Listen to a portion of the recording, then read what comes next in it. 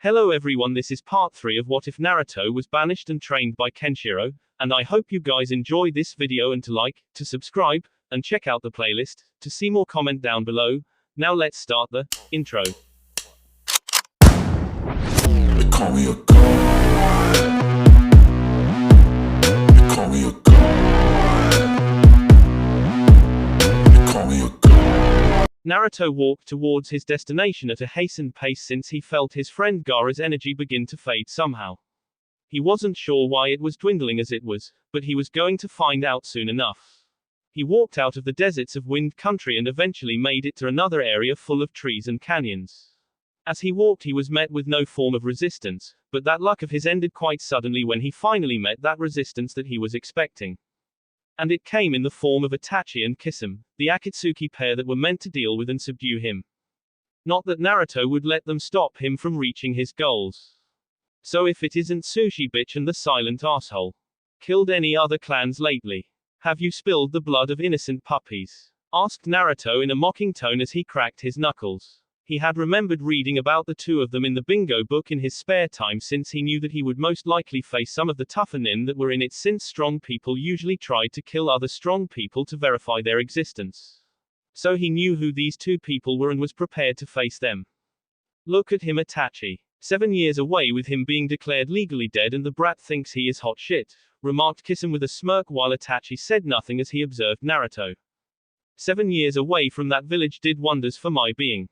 I set out west and learned to survive the worst that life can throw at you and I am happy that I did, said Naruto while Kisame kept on grinning while Itachi's eyes narrowed slightly. So you spent your time alone getting stronger. Big fucking deal. It still won't help you against us, said Kisame while Naruto grinned as he heard this since it was always the arrogant that underestimated him and died first. If I'm not such a big threat to you, why is Itachi still trying to cast me in a genjutsu with his eyes like he has with everyone else he has faced throughout life? Asked Naruto while Itachi's eyes narrowed even more as he heard this. So you found a way to make yourself immune to my genjutsu. Interesting, said Itachi while Naruto suddenly scowled as he looked at him. You can stop with the praise, Itachi. I know why you two are here and it's not to insult me or speak small praises at what I do. I can also sense you two aren't the real deal. You hide it well, even showing the various abilities one would find in both the real Itachi and Kisame. But Uzumaki's sensory perception can see through that weak shit and right now I see two corpses being used as puppets to hold us off while my friend is being killed. So drop the jutsu and stand aside, said Naruto while Kisame grinned. Since if you want to fight me then come at me yourselves, or else I will find you and kill you where you hide yourselves. I have sensed where you are and can be there in a few seconds if need be. Consider this your first and final warning. Or else what, brat? Demanded Kisame, before he was suddenly and violently kicked in the midsection by Naruto, sending the man flying back well over 200 feet. While Hakato was a style that relied on the hands to deliver killing blows via pressure points, he still was trained as a shinobi in his youth and used his acquired skills to hurt his opponents before he went in for the kill. That and the fact that what he had kicked was a dead body so pressure points had died out with it made it redundant to use it. Fast and strong, thought Itachi, while glancing over at Kisame, who had reverted back to the dead body they obtained for this jutsu. I am curious, how are you blocking my Sharingan's power? Asked Itachi, curiously.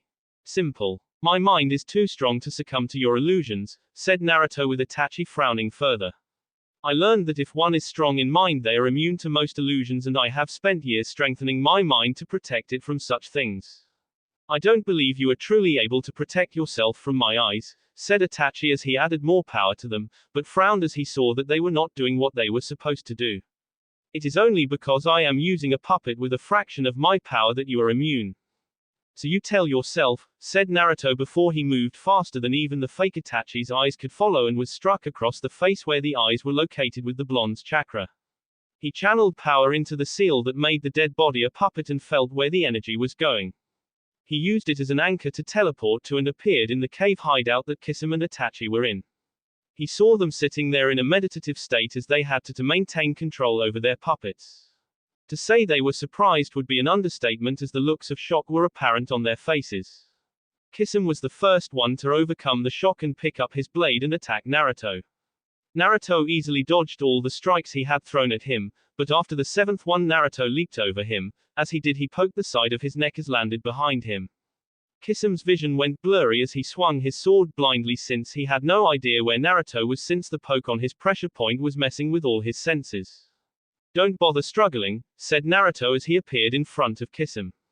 Seeing as he had just appeared out of nowhere Kisam jumped back in surprise. But Naruto poked him in the forehead, applying energy into a pressure point. His body went stiff as his arms flew out beside him. Hakato, Bone Crusher Strike. Kisam looked at his body as Naruto walked backwards from him in surprise since nothing happened. But that suddenly changed when his body began to bulge out in various places. Within a few seconds Kisam exploded to the point that only his legs were back, and they fell over as there were no motor functions left to keep them level. Itachi fell backwards in fear seeing that his partner had just been killed so easily with a single touch. He quickly recovered from the shock of it though and quickly activated his eyes. Tsukuyomi, said Itachi as he looked at Naruto, trapping him in his illusionary world. But if he had taken a second to look closer at Naruto, he would have seen the slight smirk on his face as he succumbed to the genjutsu. Illusion. Naruto was in a black world while being nailed to a cross. He knew exactly where he was since he had read about it years ago. Itachi appeared before him as he sat on a rock and looked up at him. For the next 72 hours you will suffer, said Itachi with an emotionless tone of voice that Naruto expected him to have since it went hand in hand with him. Well, said Naruto while rolling his eyes, while that seems like a good time for the two of us, I'm gonna have to pass on that offer. He flexed his muscles a bit, and as he did lines of light flashed on his arms and broke free from the nails that held him in place. How did you do that? Asked Itachi since that shouldn't be possible. What breaking free from my bindings? Asked Naruto with a raised eyebrow. That alone is easy since I had years of forced practice courtesy of the village of Konoha. But if you think that is impressive, allow me to utterly blow your mind with this. Naruto then clapped his hands in front of him, and as he did the lines of light traveled towards the center of his chest where a complex seal was painted on him. As the seal activated, the world of the illusion changed to a polar opposite of what it was. Instead of blackness, there was white everywhere. Itachi looked around in surprise, and before he was able to respond a chair appeared under him, knocking him off his feet and forcing him to take a seat. Bindings wrapped around his arms and legs, making it so he couldn't move.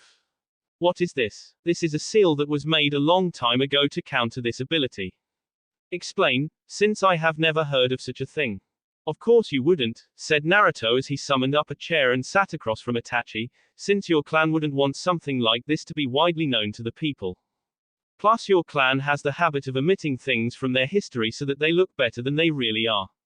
You are one of the only Uchiha in the recorded history of your clan, which the Uzumaki kept extensive records of by the way for safety purposes the likes of which are too numerous and I really don't care to explain, that strayed away from the path of the basic Uchiha mindset of, they are the greatest. This still doesn't explain how you were able to counter my genjutsu like you did. Well that is simple to explain. About 2 generations into the founding of our clans, one of the females from your clan fell in love with one of the males from mine. I don't remember names even though they were written since honestly you are the only person I will probably ever tell this story to so remembering them is not really top of my to-do list. But they were in love, and while the Uzumaki were all for their union, the Uchiha were not. So they tried to separate them via threats, force, politics, basically anything they could think of but nothing worked. Her older brother, who was the first ever Uchiha to wield the Tsukuyomi tried to kill her by then husband, or at least shatter his mind with it. She knew what he would do since she had seen that power firsthand, and with the help of my clan was able to make a counter seal for it. He didn't expect it and was defeated easily since he relied too much on it and didn't have the strength to challenge his sister's husband. It was meant to basically reverse the controller of this illusion. That seal was documented and placed alongside hundreds of others that my clan has made over its lifetime leading up to its destruction in the Second Shinobi War. I knew I would fight you at one point so I had it on my person for when that happened. So are you planning to torture me as I was going to do to you? No, said Naruto as he shook his head, I have no plans to torture you. I just want to talk since I have a few questions for you. Quote. And what exactly do you want to know? Why you were literally the only, and I emphasize the word only, shinobi on duty that protected me when you were still part of Konoha's forces. So you knew it was me, said Itachi with a bit of a smile. It wasn't very hard to find out when I followed you a few times to see who my protector was. How were you able to follow me? Asked Itachi with a raised eyebrow since he had left the village when Naruto had begun his first year at the ninja academy at the age of 8, so he had no prior training at the time, and even then for a freshly trained shinobi to follow a highly trained Anbu was unheard of. You were looking at a man who was able to evade shinobi of various levels from the age of 5 who were out to hurt me, said Naruto with a smile plastered on his face. So following you wasn't so hard when you weren't expecting me to follow. But how were you able to do it is the real question. You're seriously asking that question? Asked Naruto. I am the son of 2 prodigies, with my mother being a strong Uzumaki as well as my father being the most infamous shinobi of his generation. Plus throw in the fact that the demon sealed inside of me that everyone hated with a passion helped to train me in secret, and I was a force to be reckoned with. How else would I have been able to pull off my pranks when I was younger? How no one was able to put 2 and 2 together only showed how arrogant they were in their belief that they not only knew me but controlled me as well. I played the fool they wanted, yet I knew of my parents when they held that information from me. I knew that those who called themselves my friends were not really that, since I was not stupid in the slightest and I overheard their parents speaking to them. I always knew that I would leave that village one day, which was why I took all that belonged to me out of it so they couldn't take it for themselves when I did. That is fairly impressive. You truly are Kushina's son. Now it is your turn to answer my question. Why did you protect me? It was years ago. Back when I was still a child growing up and the Yondaime had yet to be made the Yondaime Hokage. Kushina was thinking about taking on an apprentice, but the pickings were slim, and few were even less worthy than anyone would be now in the Leaf. She was walking by one day, seeing me train hard at one of the more open training grounds, and saw my potential before anyone else. So she asked me. Your mother asked me to be her apprentice in the shinobi arts, answered Itachi while Naruto simply raised an eyebrow at this tad bit of information since he didn't expect that. He was thinking more along the lines his mother saving him or something. If what you said is true, did she ever get around to teaching you the sealing arts our clan was known for? Asked Naruto. No, she didn't have time to teach me that at all. My idiot father found out and went to the Sandaime Hokage before his retirement to ban her completely from ever continuing the apprenticeship. He felt the Uchiha clan's pride was above the training of an Uzumaki in the ways of being a shinobi no matter what the subject. Not so surprising given the Uchiha's history, said Naruto as he nodded his head. The Sandaime then told your father that Kushina would stop teaching me or else the mantle of Hokage would go to my father instead. I don't have to tell you how your father viewed Kushina being the Kyuubi Jinchuriki or the fact your mother refused to marry him when he asked. My own mother was a silver medal to him and he was always jealous of your father for taking what he felt was rightfully his to have in life. After word got out about you being the new Jinchuriki, my father made a move to get you adopted into the clan, but only for his ends of turning you into a pet and weapon to use against the newly reinstated Sandaime Hokage when the time came. To keep the Uchiha clan from gaining such favor, the Sandaime, the Shinobi Council, and Danzo all spread word that Kyuubi had a connection with the Uchiha clan in general to create speculation among the masses about our loyalty, explained Itachi with Naruto nodding since he figured as such. In another lifetime, said Naruto with a sigh as he stood up, we could have been like brothers.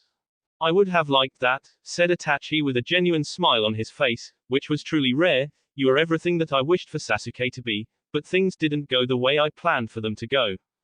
For what it's worth, said Naruto as he prepared himself for what he needed to do as the genjutsu broke and they were back in the real world.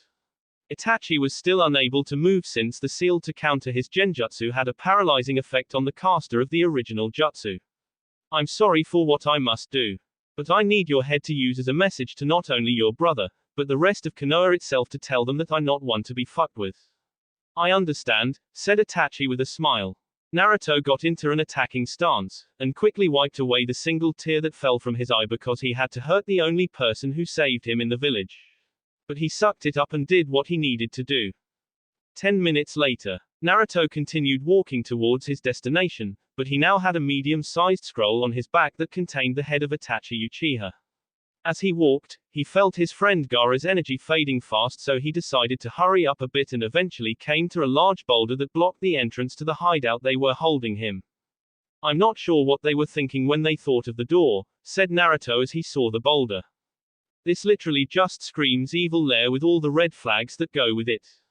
Naruto saw the seal that was on it that was enhanced by several others in the area that had to be pulled if he was to remove this one. But Naruto decided to take the lazy route, which would make any of the Nara proud knowing that he was doing so, and simply punched the boulder. The seal basically made the boulder stronger than it naturally was, but since Naruto was trained by a man who could literally punch down a skyscraper and he was stronger than Kenshiro as was the case with the Hakato successor, and breaking a seal-enhanced boulder was quite easy to pull off. As he walked in, he saw what seemed like projections of some sort vanish, and all that was left in the room were three figures. One had slanted blue eyes and long golden blonde hair which he wore drawn into a half ponytail with the rest hanging down freely. Naruto recognized him as Deidara since he had read a bingo book in his spare time to get to know any and all potential future opponents. He recognized the other one as Sasori, but that wasn't important right now since his attention was on the dead body of his friend Gaara right now. Naruto's anger surged from him since he had been too late to save him, but he didn't despair since he would avenge him. Who the hell are you? Asked Deidara as he gathered some clay in his hand to kill this guy. The worst kind of person to piss off, said Naruto as he walked towards him as he cracked his knuckles. Deidara freaked out as he did, and attacked by throwing small clay birds at him since he was a long-range fighter and it seemed like his opponent was short-range. The birds flew forward and hit their mark which made Deidara smirk thinking that he had killed him, but that smirk quickly disappeared when the smoke cleared and he saw that Naruto was unharmed and still walking towards him. Sasori decided to try his hand at attacking him, launching his razor-sharp tail at an ultra-fast speed, but to Naruto it appeared to be moving far slower than it actually was, so dodging was easy for him to do. He grabbed the tail with a single hand and pulled hard enough to break it off from Sasori. He then used it to swipe it at the two of them, which hit Deidara with enough force to launch him backwards, yet it broke Sasori's outer puppet skin so that his real body now showed to Naruto. So you hid yourself in a puppet, said Naruto as he got into a fighting stance. That was very clever. But I'm not here to compliment you, I'm here to kill the two of you. Sasori didn't say a word, but instead launched strings from his back that attached themselves to his arm. Sasori pulled hard to bring Naruto towards him, but he found out that Naruto was like a solid boulder and stood still. Naruto just smirked at his attempt before he turned the tables and pulled Sasori towards him himself.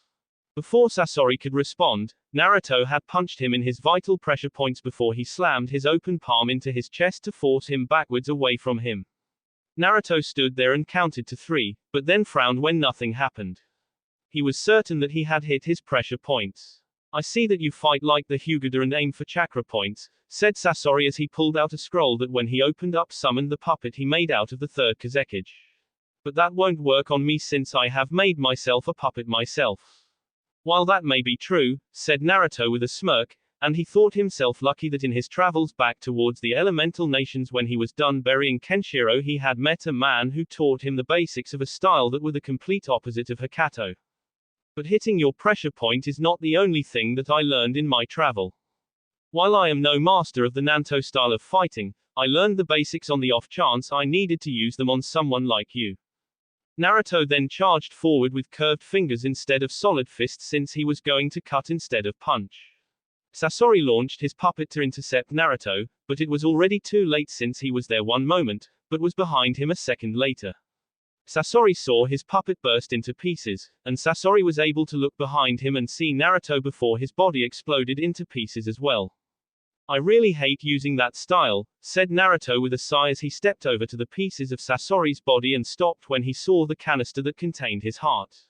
Naruto picked it up and crushed it with his hands, ending Sasori's life once and for all.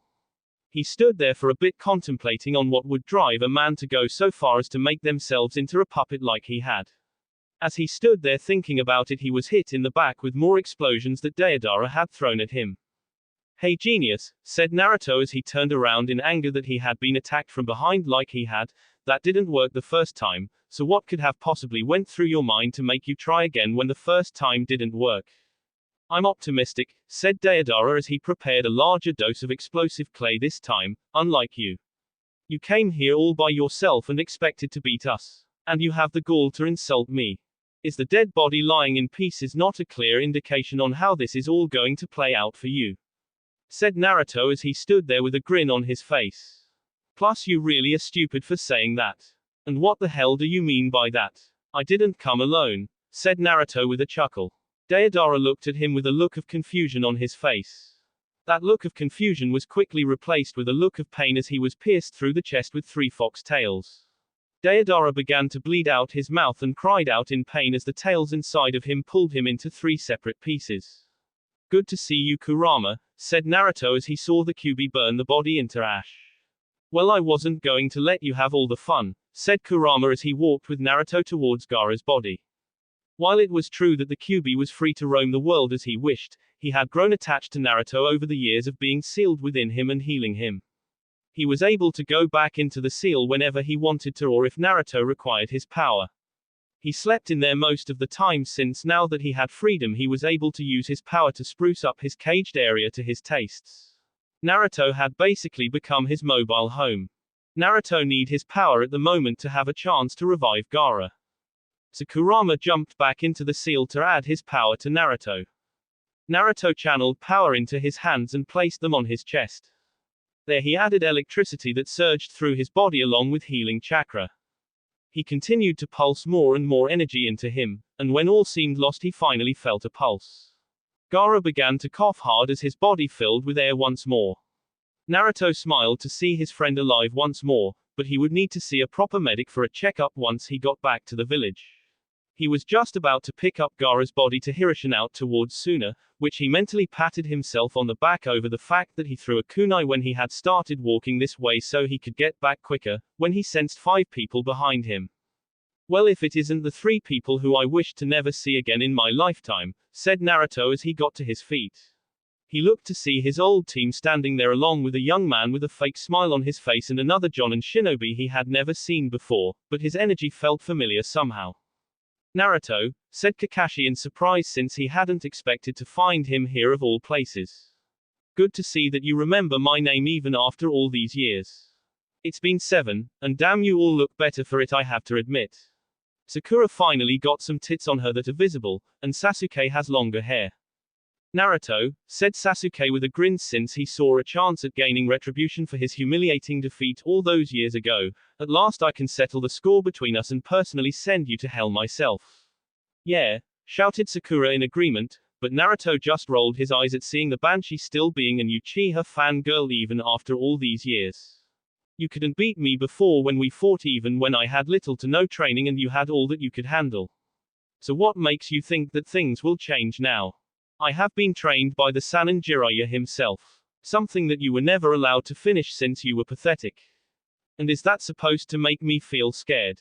Cause Jiraiya is a joke as a teacher, and in the 7 years I have been away I was trained by a man who is stronger than all 3 of the Sannin combined. And what is the name of the man who would teach you anything? Asked Sasuke. It doesn't really matter since the man died 2 years ago. I know this since I buried the man next to his wife when he passed. But I am glad that I ran into you here of all places since I come bearing a gift for you Sasuke. Naruto took the scroll off his back and tossed it to Sasuke, who used his eyes to see if there was a trap of some sort on it, but saw none so he opened it up and activated the seal. Once activated a wooden box appeared in his hands, which he opened and then immediately dropped in shock. Inside of the box was his older brother's head.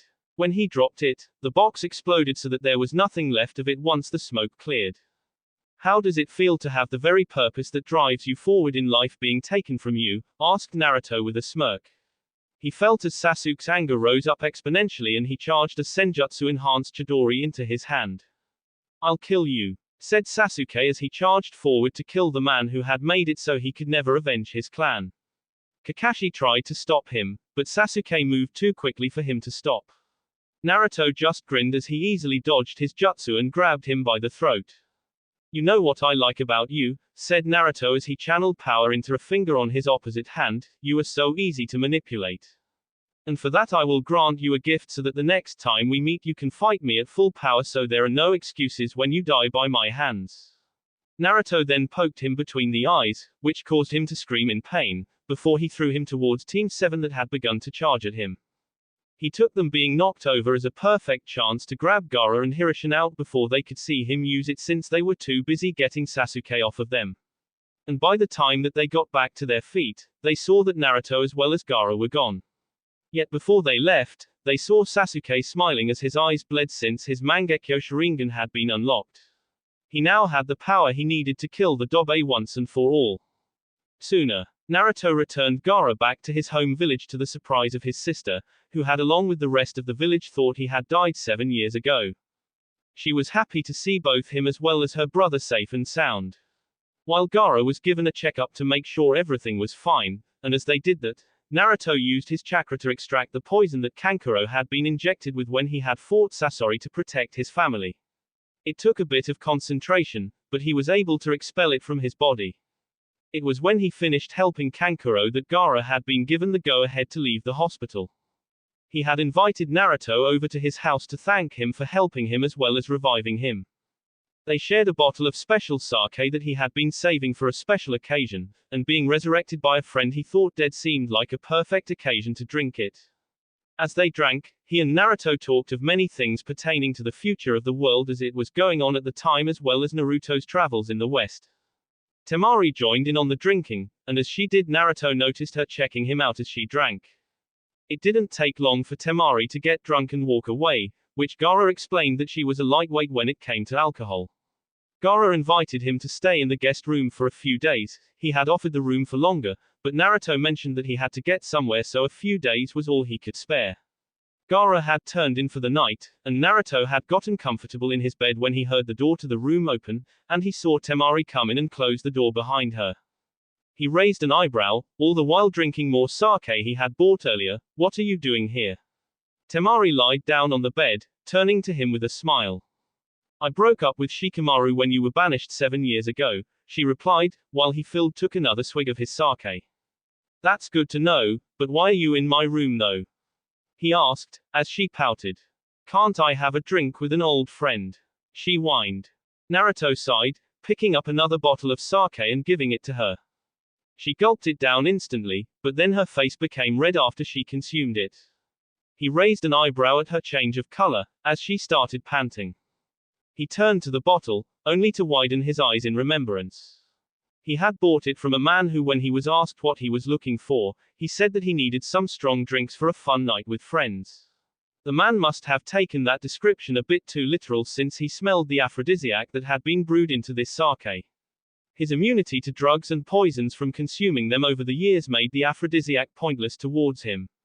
Temari arose with a lustful look on her face. She grinned seductively, as she jumped on his lap. The moment she laid on top of him, he pushed his lips to her, his tongue asking for entrance. She opened her mouth, as he greedily attacked the insides of her mouth, their tongues battling for dominance. She moaned in the kiss, her hands ripping off his shirt, as she felt his muscles and started grinding herself on him. He growled, as he ripped off her upper clothing, and then started kissing her neck, attacking the breasts with his hands and twisting the nipples. The fact that he was fucking his friend's sister, who threw herself at him willingly, only made it hotter for him. She moaned loudly, as her nails dug in on his shoulder, grinding her ass upon his massive erection. He then took one arm from her breasts and started fondling her ass, before raising himself, as she wrapped her legs around his waist. He began sucking on her free breast, biting her lowly on her nipples, as her moans filled the room. He kept sucking her breasts for a full minute, before he dropped her to the ground, ripping off his pants and boxes. She licked her lips in lust, before attacking his 13-inch monster. She instantly deep-throated him, taking most of his length except 4 inches. She had only ever had sex once with Shikamaru in the past, but he wasn't as big or dominating as Naruto was, which was she really wanted in a man. She started bobbing her head up and down, her hand working on the remaining part that she couldn't put in her mouth. She swirled her tongue around his length, feeling every inch, every nerve, as he held her head tightly. She kept going for 10 minutes, until Naruto grabbed her and threw her on the bed with force. He sat on top of her, pushing his dick between her breasts as she held them in place to make them squeeze his dick. He started thrusting as she used her melons to pleasure him, her mouth swirling over the few uncovered inches. He kept thrusting for 5 minutes, before releasing his load. 3 enormous spurts fell onto her face. By the time he was finished, Her entire face and breasts were covered in cum. She licked the remaining cum from his tool, before she sensually licked off the cum from her face and breasts, making Naruto even hornier, as his dick was instantly back to full mast. He grabbed her and tossed her to the wall, her back turned to him. He ripped off her pants and thong, before sheathing himself inside her in one go. She screamed in pleasure, as he started thrusting in and out of her. He was kissing her neck and fondling her breasts from behind, as his cock disappeared inside her tight pussy. Her juices started flowing down her legs, as he then lowered one hand towards her clit, rubbing it. She started moaning louder, her walls tightening around his dick, as he repeatedly thrusted in her G-spot. Under 1 minute of his actions, she screamed in pleasure, orgasming. He growled while pistoning in and out of her, before roaring, releasing inside her. She panted from all the hardcore fucking, however he wasn't done with her. He spread her legs open, before thrusting inside her ass, as she screamed in shock since it was unexpected. He moaned, as she seemed to instantly milk him. He thrusted slowly, picking up pace the more she started to open up to him. He started licking her earlobe, as his hips were a literal blur. Her yells increased the more he fucked her. Naruto! She screamed, coming again. Naruto roared in pleasure before painting her insides white. He panted, before turning her around and raising her up, pushing her towards the wall once more, her breast smashing against his chest this time. He sheathed himself in her pussy again, as she moaned. He started thrusting himself inside her, not giving her a chance to breathe, as his hips felt like they could crush trees with the frequency they moved. His dick hit her G-spot repeatedly, causing her to moan. He kissed her, as they both came together, semen and love juices trickling down her legs. She panted, before being thrown to the bed again. This wasn't over in his book, not by one bit. And Temari loved every second of it. The next day, Temari woke up from a deep sleep that took all of her stress of the constant missions she had been on over the past few weeks away. She felt 2 arms wrapped around her waist and something hard but still warm on her back, and then she felt the face of Naruto buried in the back of her neck and blushed as memories of last night came back, and she tried to scoot out of his grip to avoid the embarrassing position Naruto would wake up in, but he pulled her closer and buried his face in the back of neck a bit more as her blush intensified. She decided to sleep a bit more and closed her eyes and got comfortable and prepared for the embarrassment to come. Downstairs, an exhausted Gaara and Kankuro came in and sat down on the couch. Kankuro had been released from the hospital a few hours ago and had come straight home after he had left it. Man, that poison was a bitch to get over. Thank Kami that Naruto was there to help us, said Kankuro as Gaara nodded in agreement. They had both faced the Akatsuki members sent to capture Gaara, and both were too tough for them to defeat. Hey, where's Temari? She's usually up and about now, asked Kankuro, and Gaara nodded himself, wondering the same thing. Yes, she must be sleeping in, he said monotonously as he and Kankuro got up and walked towards the stairs. All right, I'll wake her up, make us some breakfast and then sleep. The food at the hospital sucks, he said, and Gaara nodded since he had eaten it before when he was younger and it did indeed suck. He followed him upstairs as he too had to get something in his room. Kankuro walked to Temari's room and knocked, but he got no answer. He knocked again a couple of times and called her but still got no answer. Gaara walked out of his room and saw him standing in front of her door still. What's wrong? He asked stoically, and Kankuro turned around. Temari isn't answering the door, should we, go in? He asked nervously, and Gaara went into a deep thought for a brief moment. Temari didn't like anyone coming into her room, especially in the morning, and would chase him out while throwing any and all sharp objects she could get her hands on. But he had his sand to keep him safe. But Kankuro, well, he wasn't so lucky. Yes, we should, he said, and Kankuro nodded and opened the door as both peeked in to see the room empty and grew confused since they knew Temari was home last night. Then an idea came to Gaara's mind since he remembered the looks she had given Naruto after she got drunk last night. Kankuro, I have an idea as to where she may be, he said, and walked towards the guest room with Kankuro in tow, who was totally confused but shrugged and followed as Gaara opened and entered the room with Kankuro behind him and stopped dead in their tracks as they saw Temari. They were shocked as they saw her snuggled with Naruto under a blanket that covered the naked bodies. Kankuro's jaw dropped to the ground and started muttering incoherent words, pointing his index finger at the blondes in bed as Gaara's eyes too were wide for a few moments. Temari was sleeping with her back against Naruto's chest as he had pulled her closer with his arms wrapped around her waist and his face buried in her flowing blonde hair. Temari woke up fully hearing her brother freak out, and as she saw them standing there, she screamed out in shock as she wrapped her body up in the blanket that covered the two of them and ran to her room, all the while her body was a crimson red from embarrassment. Kankuro fainted as she rushed past him since he couldn't get over the fact that she just caught his sister in bed with someone. While he was in shock about it all, Gaara just silently nodded in agreement since he saw Naruto as good enough to date his sister, and used his sand to drag Kankuro to his room to get some rest while he cooked breakfast. Naruto stayed for 3 days as he said he would, and as he stayed Temari went out of her way to avoid him since she was embarrassed about what had happened. But right as he packed up with some supplies and made his way to the village gate, she appeared and talked with him about the status of their relationship. He told her the truth of the fact that he was married, but he qualified for the Clan Restoration Act since he was the only male Uzumaki. She gave him a kiss goodbye, and he gave her a slap on the ass that made her face lit up in pleasure. She turned around to say something to him, but he was already gone. Temari looked off and saw a dot in the far distance, and as it disappeared she felt lonely and wanted Naruto back already to hold her, but she was a patient woman and could wait until he returned to jump him again, and this time without the need of an aphrodisiac. Spring Country. Naruto walked through the beautiful countryside as he made his way towards his friend Koyuki's palace. He hadn't been here for quite some time, but he still was able to enjoy the view since he took his time walking. While it was true that his plan was on a timed schedule, the deadline had been extended greatly since he now had the aid of both Iwa and Kumo as well. Onoki had told him via one of his village's summons that Kumo was along for the ride as long as he performed his portion of the plan as agreed, which he would since he had no love for the village at all since they all hated him and he didn't care for their survival. All Kumo really wanted in the end was a Hyuga for their village to breed, and they would get more than one once all went as planned. Naruto had already taken what was his by birthright out of the village, so the rest of what was in it was up for grabs. As he neared the capital of Spring Country, he was quickly surrounded by a group of shinobi mixed with samurai. Naruto raised an eyebrow at seeing this since this was the first time he had ever seen them work in sync like they were now, but then again this section of the world didn't have a proper shinobi village, so they would mostly have samurai. So it wasn't so far-fetched to see them working in unison like this.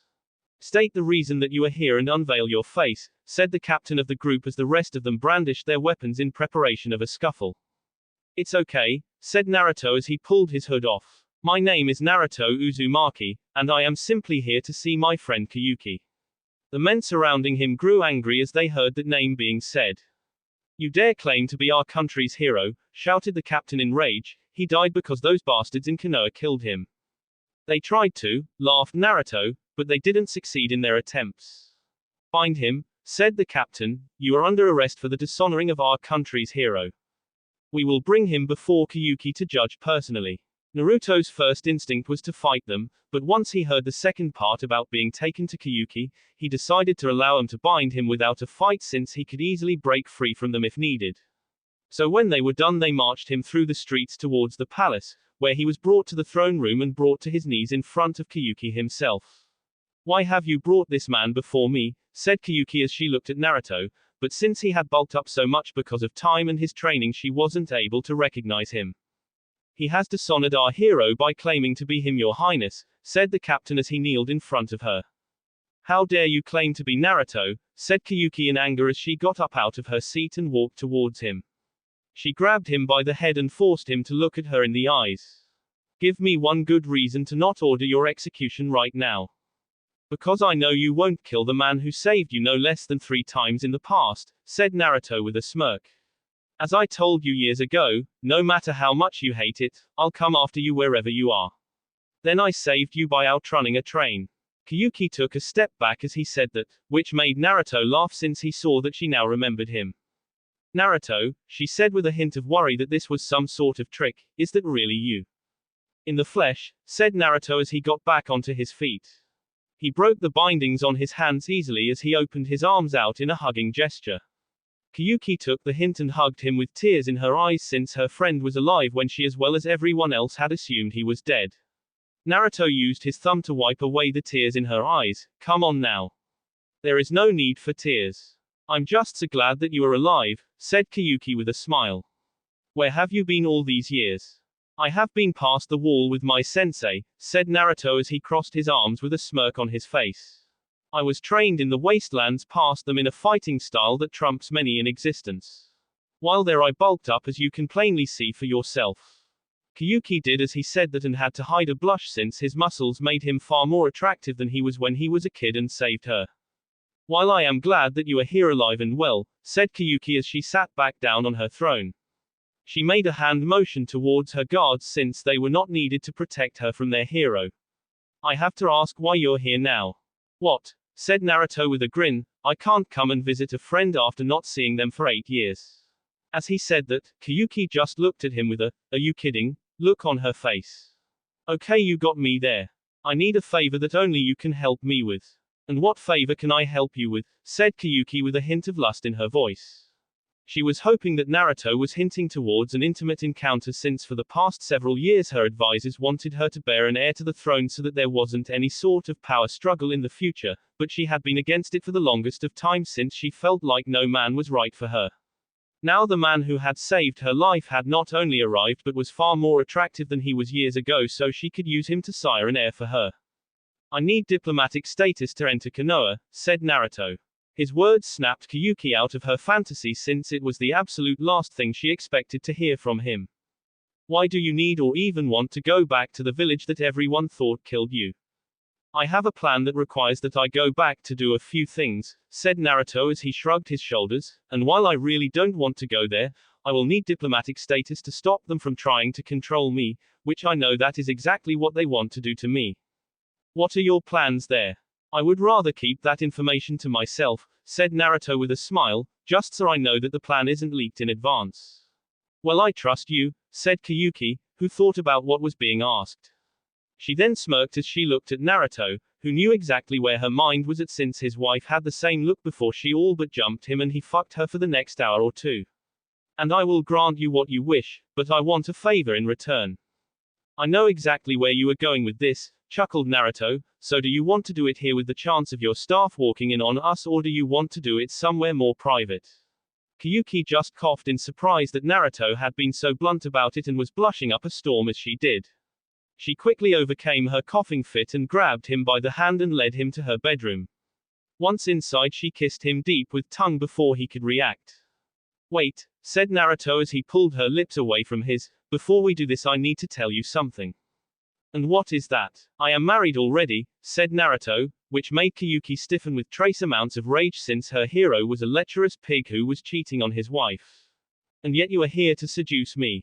You pig. Whoa, said Naruto while holding his hand up in mock defense, I may be married, but I am also the last male of my clan so I can have multiple wives since I qualify for the Clan Restoration Act. You do, said Koyuki as her anger subsided, and your wife is okay with this. Oh, of course she is. The only thing is I have to tell her exactly who I fucked and be completely honest about how I did it. She is kinky like that and constantly drains the clones I send to satisfy her. Oh, was all Koyuki could say about that. Naruto then grabbed her by the waist and pulled her into another kiss. Naruto soon began to reach for the sash to her kimono, but not before looking into Koyuki's eyes asking for permission.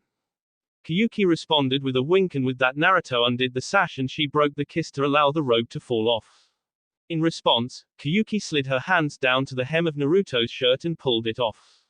She then made quick work of his pants and boxes, which by now resembled a tent with his erection at full strength. Both lovers gazed at each other's bodies with admiration and personal lust. Koyuki had fair skin, a smooth flat abdomen on a slender waist, wide curvy hips, long legs with toned thighs, and sizable and perky breasts. Naruto had broad shoulders on long toned arms, a strong chest with chiseled abs, long powerfully built legs and his long 13-inch member which looked so tantalizing to her. Koyuki, you look absolutely stunning. Naruto said, making Koyuki blush from the compliment. You're quite the looker yourself, Naruto. Koyuki replied. The next moment Koyuki laid on her back with her legs spread apart and Naruto lay in front of her and licked his lips as he gripped her folds and spread them apart to see walls of pure wetness that looked tasty to him. Naruto decided to start by teasingly running his tongue across Koyuki's clit while using his fingers to prod away at her moist insides. She moaned at this as the blonde traced her folds and teasingly rubbed his fingers on her clit. Naruto continued to work his fingers on Koyuki's clit as Koyuki continued to moan in pleasure at her lower regions being teased by the short-haired blonde. She thought Naruto's tongue was very skilled inside her and wondered what he did to his wife that made him this good at it. Naruto then snaked his right hand up her slender body and began to toy with and caress her breasts. This only served to make the dark-haired woman wetter and raised her arousal even further as now her face was covered in a deep blush. Naruto continued to hungrily lick away at Koyuki's folds as he teased and fondled her breasts with Koyuki helping him fondle her tits as an aroused result. Koyuki whimpered as Naruto worked his skilled tongue on her wet innards. Naruto then took his hands off her breasts and brought them to her perfectly shaped ass and lifted it up, bringing her closer to him.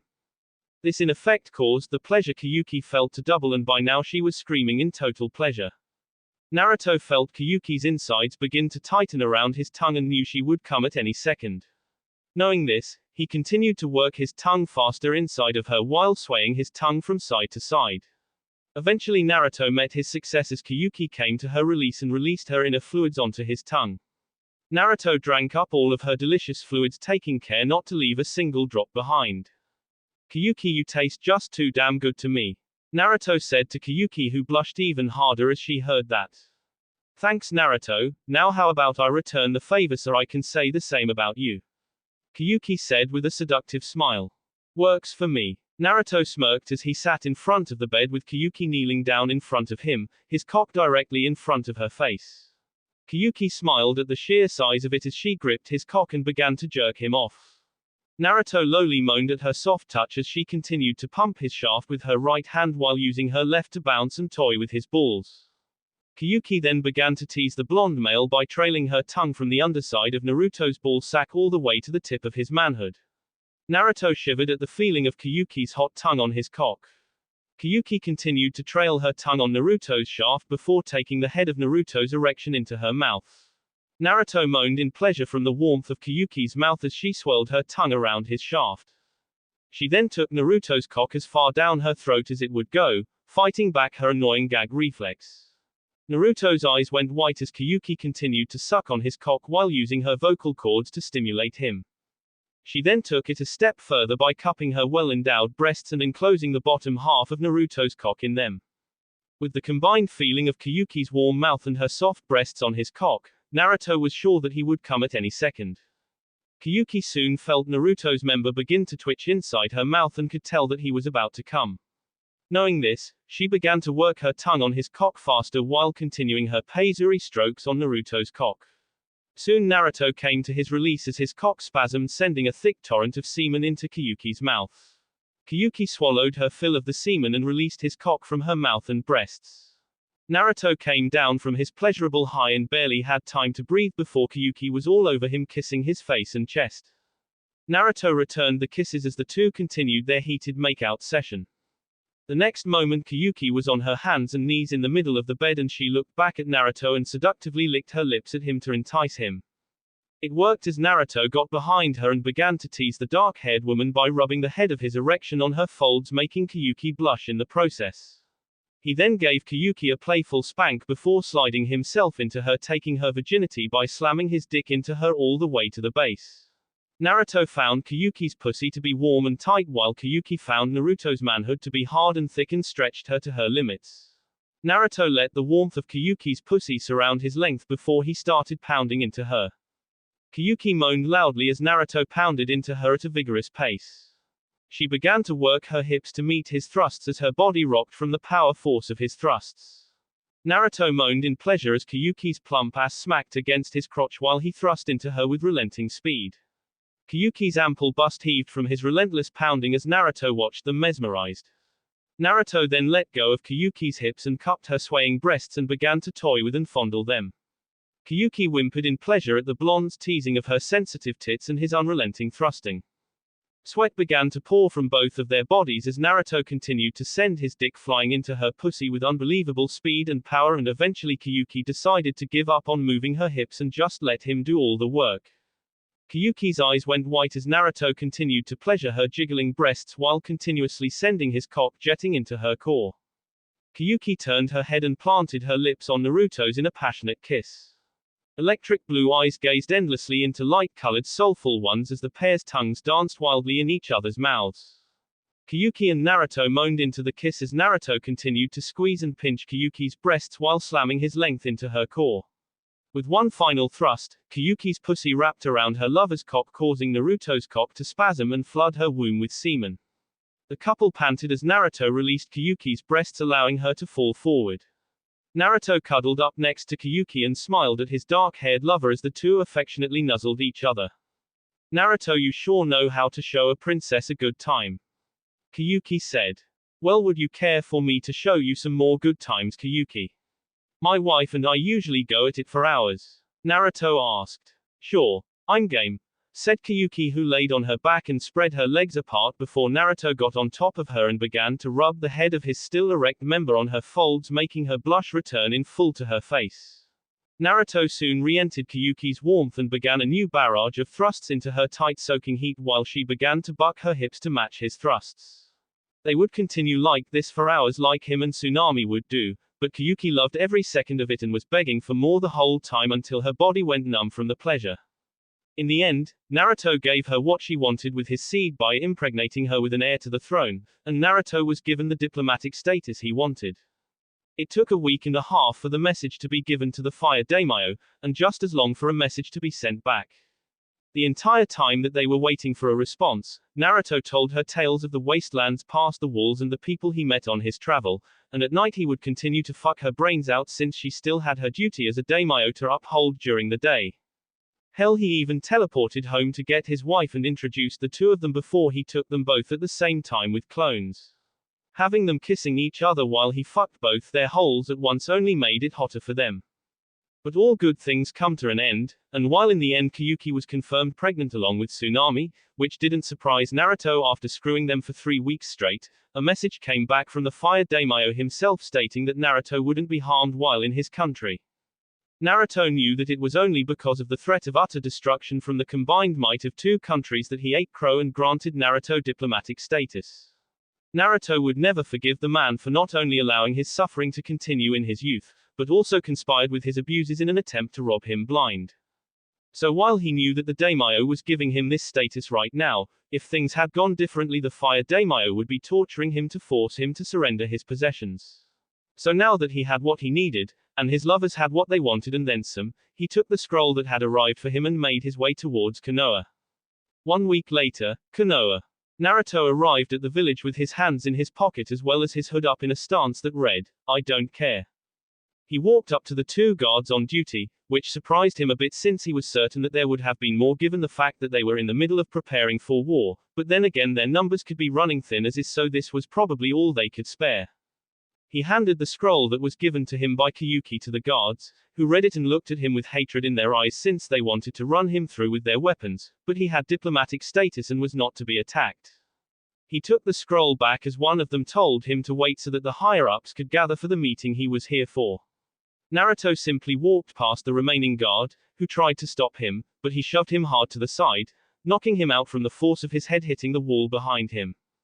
Naruto walked towards a certain destination since he had some time to kill, and a score to settle with a certain duo from his past. And as he neared his destination, he was taken aback quite a bit to see that the Ichiruka ramen stand had become a full-fledged restaurant instead of the simple stand. It was quite large since it served many of the shinobi during the dinner as well as the lunch rush of the day. Naruto growled to himself as he saw this place since all the memories he had of it came back. It was quite easy to see why this place did so well when they were infamous in the village for the drugging as well as poisoning of the demon brat with the Naruto special, that they made him with those goddamn smiles on their faces. Naruto had always known about the poison and drugs in his food, since he was far smarter than he ever let on, but it was the least rotten thing he had to eat, and the chakra of the Kyuubi filtered it out in a manner that made him immune to it over time. And given the frequency of his trips to their stand, his immunity for poison and drugs was fairly high, and that was before his intensive training with Kenshiro for 7 years. Naruto walked up to the door that had an open sign on it and went inside. The inside was fairly nice, with plenty of seating with multiple booths as well as square tables that could seat up to 4 people. Then there were the seats that were like the old stand was that were by the cooking station itself. There was a fireplace in the corner as well, with the fire burning at the moment, which gave the place a warm family feeling. On the wall was a paper that had been placed in a glassed frame, and as Naruto looked he saw the label, Naruto Special, which listed all the poisonous ingredients that had been placed within it. Alongside the recipe were pictures that had been taken of him when the villagers tortured him in his youth, and as he saw it he had to suppress the sheer rage that looking at them built up inside of him. As he had walked through the door, the little bell above the door rang to let whoever was in the back know there was a customer, and as expected Ayami appeared in her usual cooking attire to greet him. "Hello," she said cheerfully with a smile as she greeted him, "only one of you. Please take a seat at the counter, sir." Naruto sat down at the counter and looked at his hands which he was holding together in a ball on the counter as he twiddled his thumbs. "Here is a menu for you," said Ayami as she handed him a menu to look at. "Please let me know what it is that you want me to make." "Where is Tuki?" asked Naruto. "My father went to deliver a list of supplies he needed delivered to restock our inventory." "Have you selected what it is that you want, sir?" "Yes," said Naruto with a smirk on his face that she was unable to see. "I would like the usual, please." "I am sorry, sir," said Ayami with a slight frown, "but I don't know you well enough to know what you usually get." "I'll take the Naruto Special, please." Ayami frowned fully as she heard that. "Sir, we don't make that for people. We only made it to weaken the demon brat when he was younger." "I know," said Naruto as he looked up and pulled down his hood, to which Ayami lost all color in her face as she saw who she was talking to, "and I found it delicious when I was a kid. So why not make it for me again?" Nah, Naruto, stuttered Ayami since she was deathly afraid of what was going to happen to her. "Yes, Ayami," said Naruto as he looked at her, "it's your number one customer." He noticed that she was slowly backing up as he talked, and saw her hand move slowly to grab a knife to attack him. "Also that won't work, so don't even try." Ayami didn't heed his warning though and tried to slash at him with her cutting knife. Naruto just caught it with 2 fingers as he grinned at her and twisted his hand a bit to break the blade off at the handle. Ayami turned around to try to run away, but Naruto was 1 step ahead of her and kicked a section of the counter hard enough to break up and block the entrance to the kitchen. Ayami turned back around as she backed up to the blockade, now cornered. "I am so going to enjoy this," said Naruto as he cracked his knuckles. Each crack made Ayami lose even more of the color in her face to the point that she was nearly paper white. Once more she tried to run away, but this time towards the front door, but Naruto got into a stance, and within a blink of an eye he punched her in multiple pressure points, to which she began to cough out blood. After he landed the last blow, he grabbed her by the head and twisted her body around to face the fireplace. Hakato, Burden of Regret Walk Punch, an actual technique from the anime. Weird name though. Ayami began to walk forward against her will towards the fireplace. She cried out the entire time for Naruto to show mercy. That she was sorry and that she felt remorse for what she had done, but Naruto didn't listen to any of it since she was full of shit. She walked directly into the fireplace, where her clothes lit aflame slowly and began to burn her. As she screamed in pain, Naruto placed a silencing seal on the wall and moved a chair next to the door but in a way that you didn't immediately see it once you entered. He watched for 12 minutes as Ayami burned alive in the fireplace before Tuki showed up. Naruto would have liked to take his time to kill this prick in a manner that was gruesome, but he was short on time and just poked him in the head to paralyze him and threw him into the fireplace to burn along with his daughter without so much as a greeting or an explanation of why he was doing so. He made 3 shadow clones to do 3 separate things that needed to be done in the village, before he used the Hirishin to teleport himself out. His clones left the establishment, but not before turning the sign to the closed side, where it would stay indefinitely. 20 minutes later, the civilian council, the shinobi council, and the clan heads were all gathered in the meeting room as Naruto arrived. Naruto basically kicked the door open when he arrived with his hands in his pockets and took a seat in front of all of them. He sat there and leaned his chair back with his feet on the table. Naruto could sense all the hatred they had towards him, but it didn't matter to him since they couldn't do a damn thing to him if they didn't want to make their horrible situation even worse than it already was at the moment. "So here we are again," said Naruto with a smirk on his face, "and to think that 7 years ago you all banished me from this village for doing my job while I sat in this very chair, bleeding from 2 separate wounds given to me by the Uchiha who you all love so much. Oh how things come full circle in the end."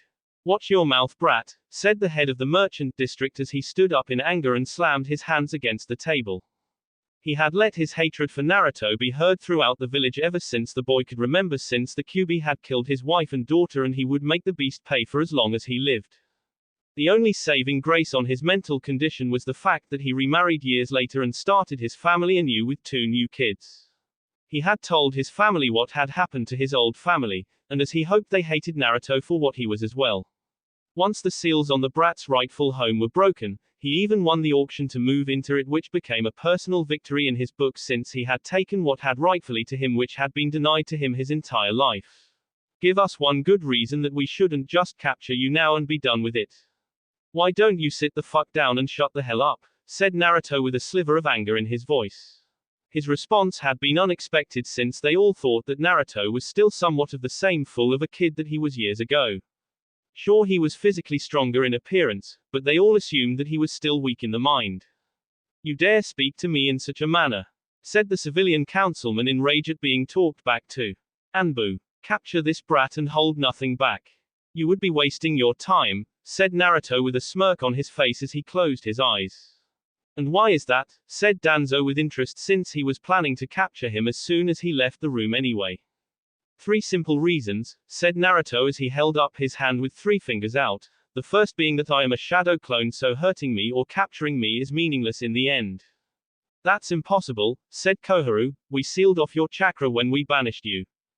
Did you really think that I wouldn't be able to remove them? Said Naruto with a smile of satisfaction. Jiraiya may consider himself a master in the art of sealing, but he is pathetic when it comes to the Uzumaki, which is my clan. One that you have all failed to mention to me my whole life. Or in the case of the elders and higher-ups in their so-called wisdom, purposefully neglected to tell me. You watch your mouth, brat, said Jiraiya, who was now pissed that his sealing was being ridiculed. Come over here and make me pervert, said Naruto as he used his middle finger to make a come at me motion, but in the end I will just vanish and this meeting will end before it even starts. So shut your perverted ass up before I make you my bitch by shoving my hand up your ass and working you like a fucking puppet. Jiraiya growled as he was told that, but he conceded that Naruto was telling the truth there. Oh, said Naruto as he sensed it happening, since his other shadow clone had dispersed. To whichever one of you assholes moved into the house that is mine, I burnt it down with your family knocked out and inside. They are dead now. What? Shouted the head of the merchants as he jumped out of his seat, literally foaming at the mouth in rage. He was held back by 3 Anbu. You killed my family, you demon. Hey, said Naruto as he shrugged his shoulders, I was set on fire 17 times in my life. 3 times by your very hand, and I came out okay. You had no right. It was my house and they were trespassing. According to the laws of this very village, I was within my right to do so and I acted on it. Perhaps if your children were Jinchuriki instead of me, then they would still be alive right now, wouldn't they? The council member broke free from the grip of the Anbu holding him, and charged at Naruto.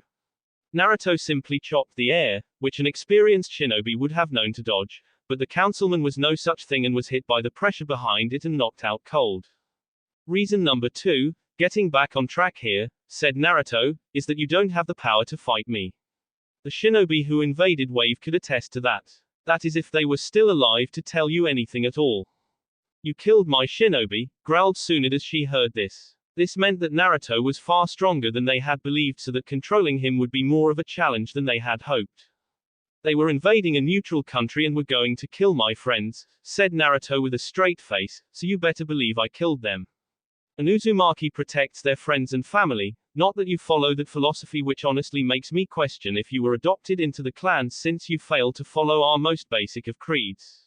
Tsunade growled more as she heard Naruto insult her, but calmed herself since he would suffer later when it was all over. And the last reason, said Naruto with another smile, if somehow you were able to manage capturing me, the same person that gave me diplomatic immunity by talking to your daimyo would not only be pissed beyond all reason, but she has gone on to state that she would not only join the other 2 villages in this war but supply them with chakra armor and airships as well.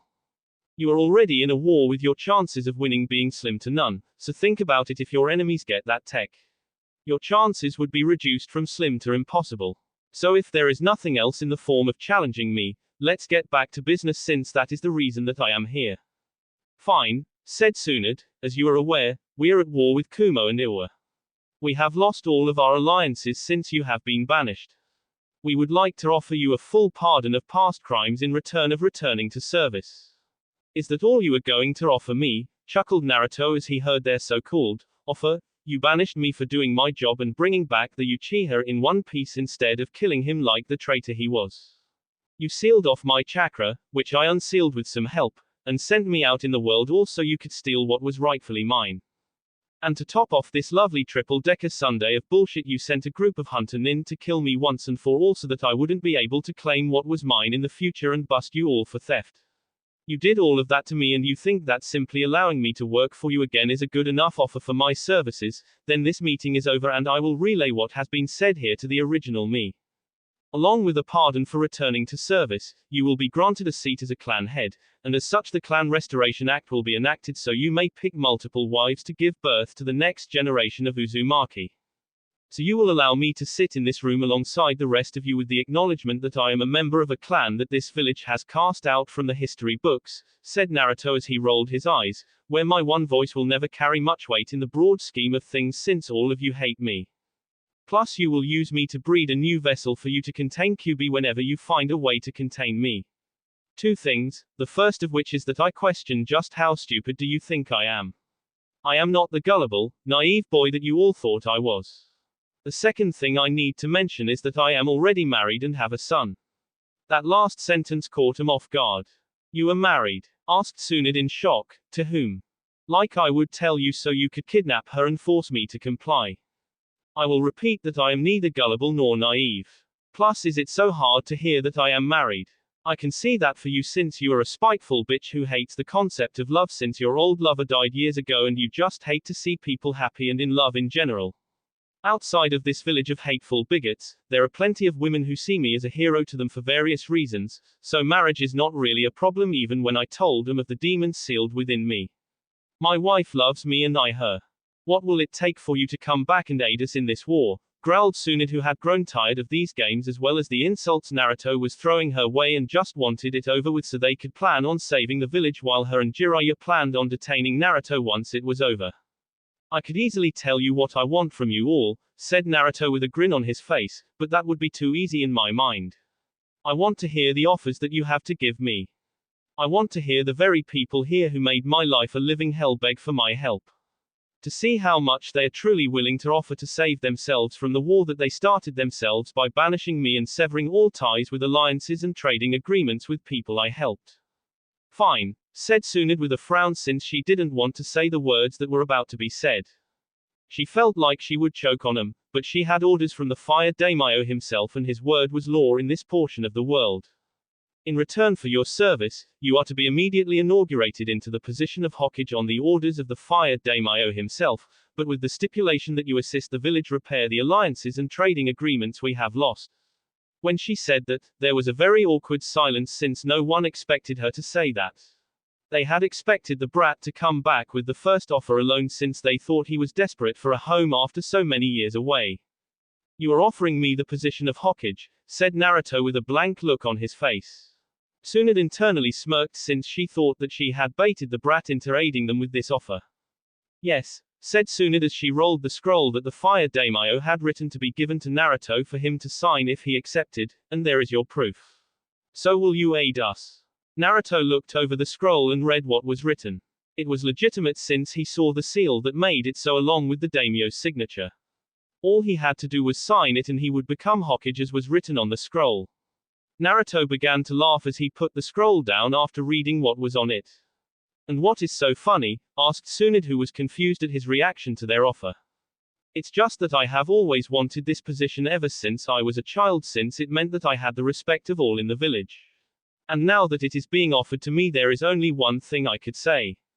And that would be, said Tsunade who was expecting a simple yes or a nod from him. No, said Naruto as he blew out a small stream of fire to burn the scroll into ash. What? Shouted the room in unison since they had expected him to take the bait when offered what he wanted for so long. I don't want to be the leader of a doomed village anyway. You are all really pathetic with this offer. You think I didn't hear things by snooping around when I was younger. You all thought that I was so weak back then when I was on Team 7 and wondered why I was even allowed to become a shinobi in the first place instead of being made into an emotionless weapon like Danzo over there has been wanting for years. You all thought I'd never spy on the Chunin, and civilians throughout Konoha since why would I? I heard all your talks about me over the years. How you all laughed at my dream of being Hokage. How you all were never going to accept me as your Hokage. How you'd gain my trust via your children if I ever did and when I least expected it. You would use them to kill me before celebrating my demise in a village celebration, but not before extracting my seed to make a child to begin the process anew, but this time you would go with Danzo's idea. Said Naruto, as he saw Tsunade's eyes widen at the realization the truth about what the village planned for him was heard by the one person they didn't want to hear it. But, said Tsunade who was out of ideas to offer Naruto at this point since there was nothing else to offer better than that. And since there is obviously no other offer on the table to try and persuade me to return to this place that has become the bane of my very existence, said Naruto as he stood up and prepared to dispel, then I will take my leave. I would say it has been nice catching up with you all but I am a bad liar and you would see through it in an instant. Wait, said Tsunade, I want to make a bet with you, said Tsunade seeing Naruto was now intrigued by the idea of making a bet with her. A bet? With me? Are you sure you want to considering how bad you are at gambling? Said Naruto while putting his hand under his chin in thought. Yes, a bet. You and me fight in the arena, said Tsunade, as she saw Naruto was very much interested. No, said Naruto as he shook his head. And why not? Don't think you can take on one of the legendary Sannin in a fight. I know that I can. Said Naruto, it's just the fact that our fight would be over too quickly. So here is my proposal to your little wager. As it stands, your village is basically doomed as it is with me being the only chance you have at survival. I will fight you, but not just you. I want to fight everybody who thinks they can challenge me. Remember that I single-handedly defeated so many Iwa shinobi along with their cage, so keep that in mind. But what is the wager behind this fight? If we win, you must rejoin our ranks as a shinobi of Konoha once more, said Tsunade with a smug look in her face since she was sure that they could beat Naruto with the proper planning. Agreed, said Naruto, but when I win I just want you to know that I will rip your head off your body and mount it on my wall. What? Asked Tsunade in shock that he would say that. You are a bitch plain and simple, so I think it a fitting end for you to not only die horrifically but to have your very body desecrated with your head on my wall so that I may laugh at it whenever I see it and know that you were foolish enough to piss me off, said Naruto as he remembered his mother's last words which were to hang Tsunade's head on his wall for her. He was a man of his word if nothing else. And one more thing. Make sure Sasuke fights as well. I unlocked his eyes so that he could fight me at full strength, not to be a pussy and hide in the shadows to strike from behind. Then the bet is settled, said Tsunade. That it is, said Naruto as he once again made to dispel himself, see you all in a week at noon. Oh, and a quick word of advice before I dispel. Advise your men to come at me with killing intent, otherwise they won't survive through this. And with that the clone dispelled, leaving those in the room with their thoughts and futile plans for the future. That will be it for this video. If you want more, comment down below, like, subscribe. And see you guys later.